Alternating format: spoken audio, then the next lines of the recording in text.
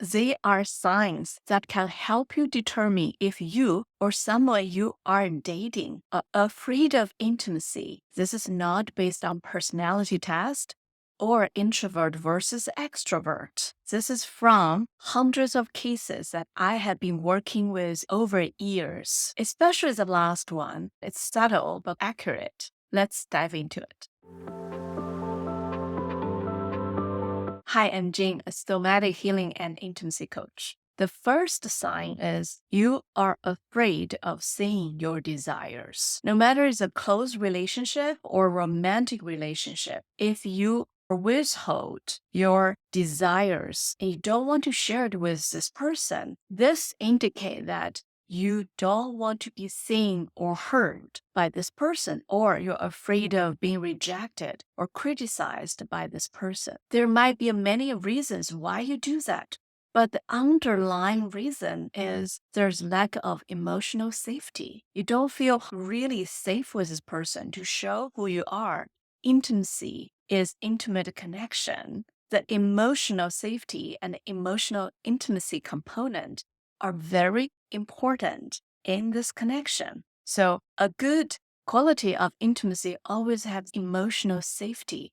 The second sign is you avoid conflict and you prioritize short-term peace over long-term compatibility. If you give up on sharing what matters to you and what's important to you as your value, you might be people-pleasing. However, the trade-off is you don't really build true connection and trust with that person in that relationship. Over time, you are just showing a false or fake part of you. And that's not what intimacy is about. Intimacy is to show that what matters to you and your value with someone you really care. If you avoid conflict, you avoid opening up on things matters to you, that person on the other side would not really understand who you are. Therefore, there's no real intimacy between you two. An example in romantic relationship will be withhold sharing how you like to be loved,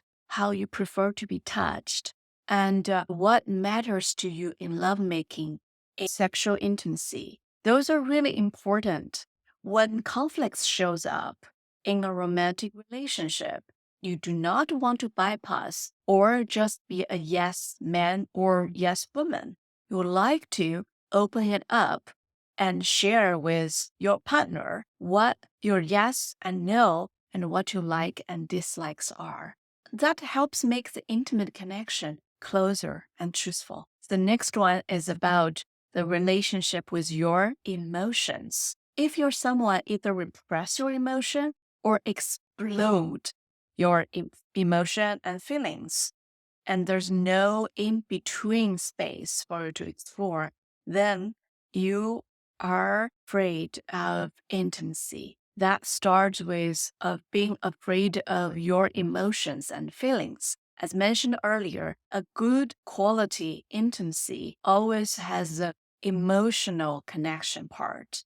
If someone cannot tell how they truly feel and what they do with emotions, either to avoid it, repress it, or lash it out, that cannot help themselves and people around them to really feel and understand what's the emotional state they are. It's pretty hard to be with this person. This is like being in a climate and jumping from being frozen to being steaming hot. That cannot be comfortable. In order to solve this issue, the key is to build your inner temperature radar about your emotions so that you can detect how you are feeling and to be able to communicate without repressing or exploding your feelings. The last one, which is subtle and accurate. Can you be present during silent connection? For example, can you be present without talking during eye gazing and during sensual and slow touch? If in those situations, your mind is dictating your body, for example, worrying about the future or the past, And then you are not present with yourself and with your lover. Your five senses are not connecting with the person in front of you. You are afraid of intimacy because you are absent from that experience. This especially applies to sexual intimacy. A lot of people may say, I really want to have a good intimacy and good lovemaking with my partner, but your body doesn't lie. When you are distracted and dictated by your mind, that's a sign that there is underlying fear and anxiety about intimacy. That's where the work is. It's not about just changing an environment or dress sexy. It's really about how you are tuning into your body without being hijacked by your mind. That's why healing and pleasure always go together in order to create epic intimacy, sex and love life. How to overcome the fear of intimacy. There are two important pillars. One is healing through the body, because intimate connection starts with our connection with our own bodies. The second pillar is pleasure. Pleasure here means what feels good to you, what nourishes you. And that serves as a base for any intimate connection and sexual pleasure.